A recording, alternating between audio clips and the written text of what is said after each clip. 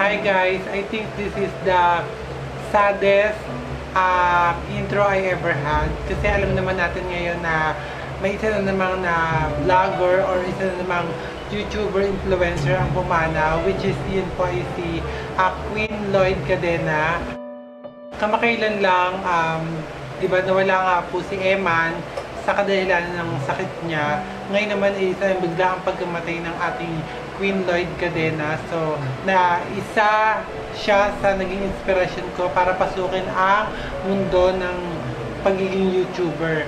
So, in behalf of my friend, in behalf of my family, I would like to condolences to his family. So, siguro naman lahat tayo nagulat sa pagpanaw ng ating Queen Lloyd Cadena. So, nakakalungkot lang kasi akala ko darating yung panahon na magko-collab kami, darating yung panahon na mag-meet kami. So, but suddenly hindi na mangyayari yon kasi iniwan niya na tayo. At ayun nga, kanina nga nagpunta kami sa burol sa lamay niya, which is yun ay sa Parañaque.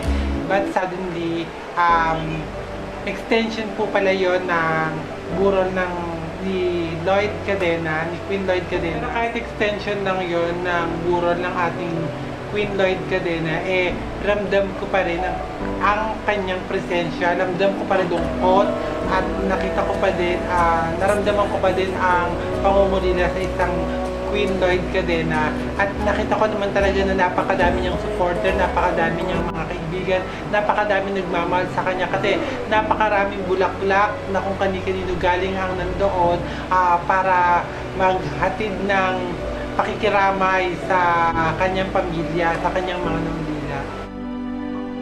So yun guys, mga gustong makiramay at ang gustong ipahatid ang pakikiramay sa ating Queen Lloyd Cadena, pwede po kayong magpunta sa Parañaque na pinuntahan namin, sa Kaingin Parañaque at saka sa Cavite, meron din po, doon po talaga siya nakaburol ngayon. So, ang nakausap ko kasi ang isa sa pamilya niya na ang sabi sa akin ng pamilya niya, bali, ang burol talaga ni ng ating Queen Lloyd Cadena ay nasa Cavite pa at naka-private pa kasi bali mag-post na lang doon sila social media para kung pwede nang dalawin or personally na makita ang labi ng ating Queen Lloyd Cadena. So, abangan lang po natin sa kanilang page, sa kanilang social media account. Kaya, ayun, para ang mensahe ko lamang po sa ating Queen Lloyd Cadena, sana sa mga naulila mo, most especially sa mga family mo at saka sa mga friend mo na naulila mo, gabayan mo sila at huwag mo silang pabayaan, patuloy mo silang patuloy mo silang bantayan tulad ng ginawa mo nung ikaw ay nabubuhay pa. At syempre, para sa mga katulad naming baguhang vlogger dito sa mundo ng YouTube, sana bantayan mo din kami at patuloy mo kami gabayan sa aming tinatahak na career. Alam naman natin na may ginto ang puso ang ating Queen Lloyd Cadena, lalo na sa kanyang pamilya, sa kanyang mga kaibigan, at lalo na sa mga taong alam niya nangangailangan. Nakita naman natin sa mga video niya na handa siyang tumulong, lagi siyang tumutulong sa mga taong may hirap, sa mga taong kapos. So, what if, lalo na kung off-cam, alam naman natin na marami siyang tinutulungan.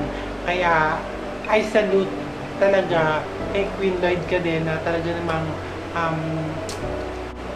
saludo talaga ako sa kanya. Sobrang lungkot ng nararamdaman ko ngayon bilang isang avid fan ni Queen Lloyd Cadena. What more pa kaya ang kanyang pamilya? Hindi sa lahat-lahat, maraming salamat. Ang salitang condolence sa kanyang pamilya para mapanatag natin ang kanilang kalooban. Kaya, let's pray para naman makagaan sa kalooban ng kanyang pamilya at pati na rin sa ating Queen Lloyd Cadena na alam naman natin na nasa piling ng Panginoon. Ito yung mga katagang mamimiss ko at alam ko mamimiss nyo na rin na alam naman natin na pinasikat niya. Nasa YouTube na lang natin muli paulit-ulit na babalikan. Gusto mo yan?